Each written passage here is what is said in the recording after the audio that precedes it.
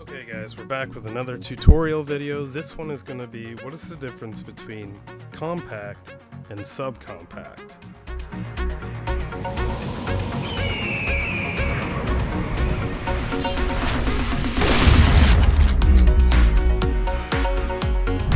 So, two guns here. One seems like it's full size, but it's actually considered compact. This is technically a Glock 19 from the frame. That's how you can tell. But if you look at it, this is still a big and bulky gun. That's just Glock in its nature, but it still is considered a compact gun. A full-size gun is actually bigger than this. It usually has a little bit longer of a barrel, and the frame, well, it would feel a little bit longer maybe, and the width is going to be about the same because that's just Glocks in their nature. So onto subcompact, something like this, where it's very thin compared to the Glock, and also the Glock is using a double stack magazine, whereas the Springfield XDS over here is using a single stack. And that's primarily because if you look at the difference in that, that's a huge difference when it comes to concealed carrying this on your body. It's a lot smaller and a lot less projecting out on you.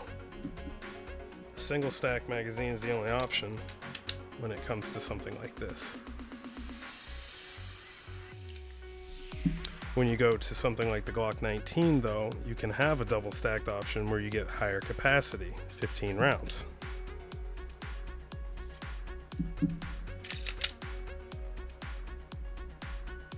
That is the difference between a compact and subcompact.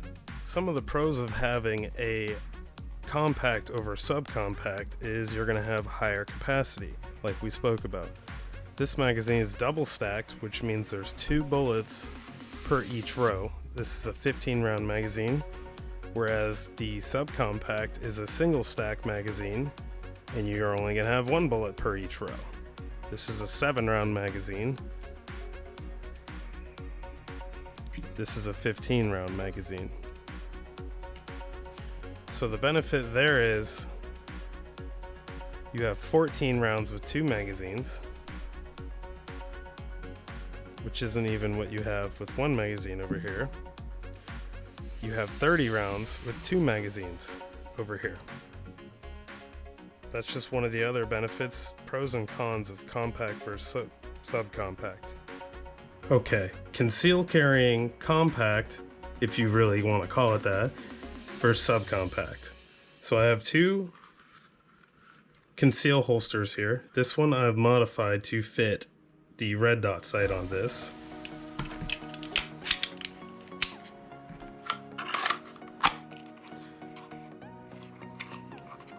So this is considered the compact, and this is considered the subcompact.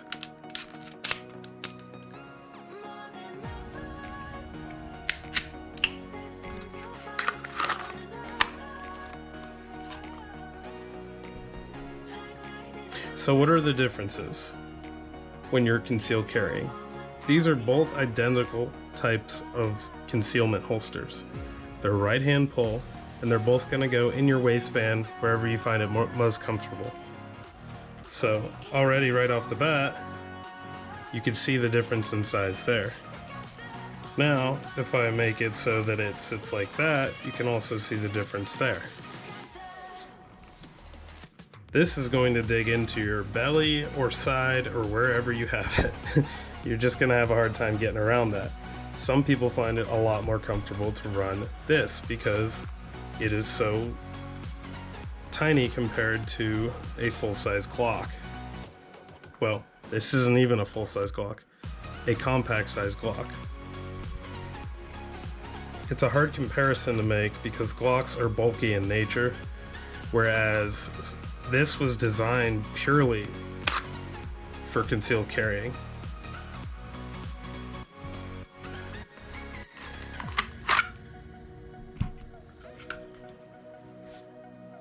If I had to choose out of both of them which one I prefer to conceal carry, it's definitely going to be this one hands down. I enjoy shooting this one way more, but this one is way more comfortable to conceal carry. If for some reason you have to sit down and you're still carrying, this one isn't going to kill you when you sit down. And we're not talking about trigger pulling and somehow inside of these. The trigger is guarded. I'm talking about when you sit down and the barrel or the front of the gun or the back of the gun digs into you. This one is, you can manage to shift in a position where it's not going to bother you. Whereas this one, you're going to have to like shift in a really awkward position so it doesn't bother you. But they're both manageable compared to other guns. So let's talk about the last category in this: compact, subcompact, and I guess micro compact, because that's what they call this, a Kimber Micro 9. One of the even smaller guns than what you had originally thought was small. This is a Kimber Micro 9mm, and it is hammer fired instead of striker fired. So this is a holster for it. It's got a really small size. Let's do a little comparison for you guys. So it's even thinner than the XDS and even smaller.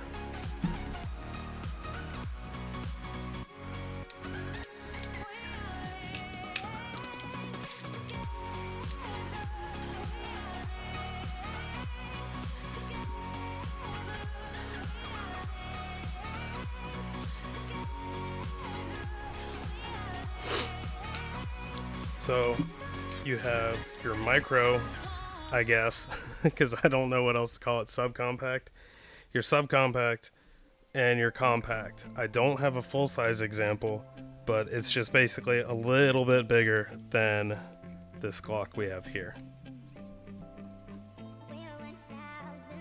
So some of the pros and cons about this. Let's talk about this guy. Let's put it in the holster next to this guy. If you're looking at it, they're about the same width once inside a holster. It's definitely got less of an imprint on the body, and it's more comfortable to carry. It's not going to dig into you near as much, especially with a conceal holster like this, because this is just smooth. This is hard plastic. Even though this never bothers me, it might bother some people, so this might be a better option. So some of the things I don't like about this gun in particular, and this is just Kimber to my knowledge, with this gun, I've had problems with it. It does not like any ammo I have ever thrown at it. It doesn't like it. It has feeding issues on well, every ammo I've tried, and that's a pretty big window of ammo that I've tried. So what I did was I noticed that the feed ramp in there was actually had machining marks on it from the factory. So what I did was I took 1200 sandpaper, 1200 grit sandpaper, and 600 grit sandpaper, and I actually sanded the machining marks out, took toothpaste and a polishing wheel and a Dremel, and I polished the feed ramp. It still has feeding issues. So as a concealed carry weapon, I cannot tell anybody to get this. I just can't. I mean, I don't care if there's ammo that it does good with or does good with it. I have never had this gun, not once, fail to fire. It has never once failed to fire on me. It has never once failed to feed on me, and I've used junk ammo, good ammo, I've used all sorts of ammo. It has never once failed to fire on me. And I think the reason why is this thing just has a significant amount of force.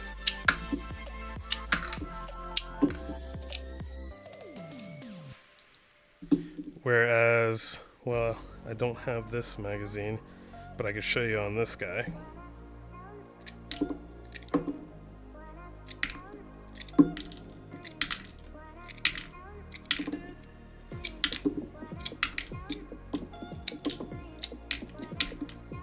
It's pretty pathetic compared to what this guy was packing.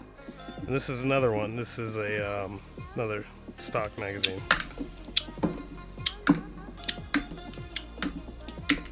You can just tell the quality there is going to be a lot better. it's not going to fail the feed. Not only that, but the ramp on this, let's see if I can remember how to take this guy apart. I think I have to decompress the trigger. Yep. So the ramp on this is polished, and I mean polished. This thing is beautiful how polished it is.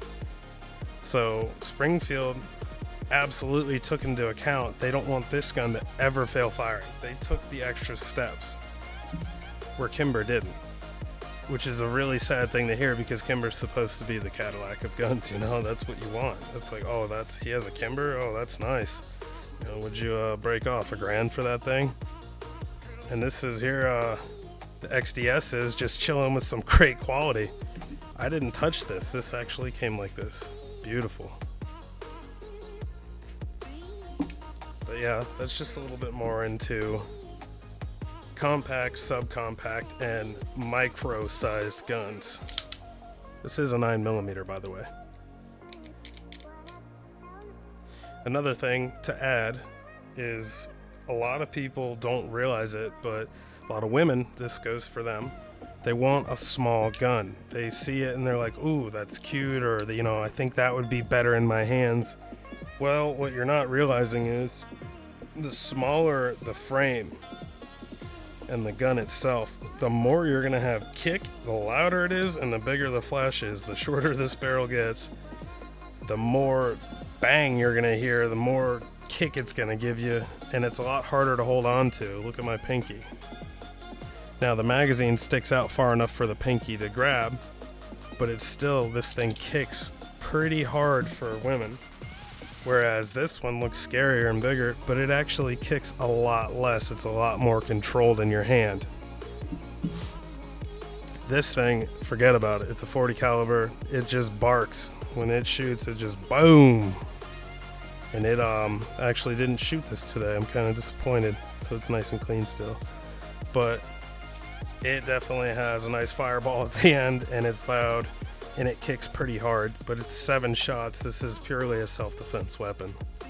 You're not going to the range to, you know, shoot competitively with 7 shots. I don't think you would, at least. Whereas you would try with something like this. Again, this is a single stack magazine as well, to keep that that size down for concealment.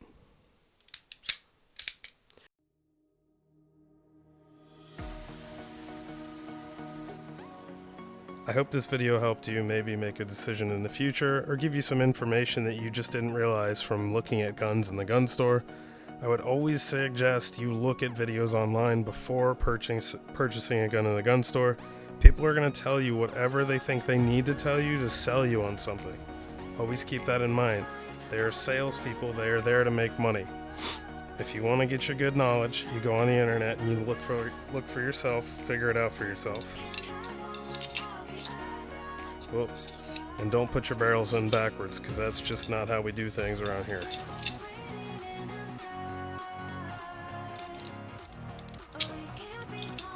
That was kind of cool.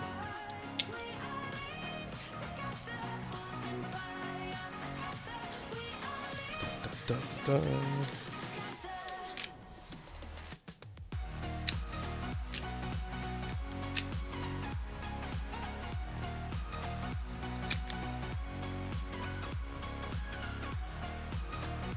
You can drive them to the water, but you can't make them drink. Oh, we're just having a play day here. Oh, duh.